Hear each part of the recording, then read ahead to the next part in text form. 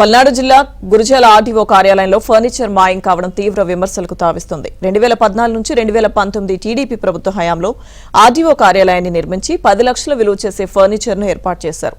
గత వైసీపీ ప్రభుత్వ హయాంలో ఫర్నిచర్ మాయం కావడంపై ఎమ్మెల్యే ఎరపతినేని ఆరా తీస్తున్నారు. దీనిపై దర్యాప్తు చేపట్టాలని జిల్లా కలెక్టర్ను కూడా కోరారు. కార్యాలయంలో ఫర్నిచర్ మాయం కావడం స్థానికంగా చర్చనీయాంశంగా మారింది.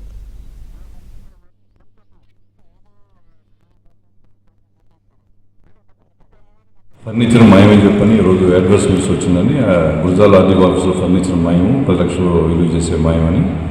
అది ఒకసారి ఈ మధ్యన మన శుక్రవారం కూడా గౌరవ ఎమ్మెల్యే గారు కూడా ఈ కార్యాలయంలో ఒక టెంపుల్ సంబంధించిన సమావేశం కూడా ఏర్పాటు చేసినప్పుడు ఒకసారి ఆయన ఆఫీసును కూడా పర్యవేక్షించడం జరిగింది. పైన కూడా ఎలా ఉంది ఆఫీస్ ముందు 2018లో ఓపెనింగ్ చేశాము వాళ్ళని చెప్పి ఆయన కూడా డిఎస్పీ గారితో కలిసి వచ్చి చూడటం జరిగింది.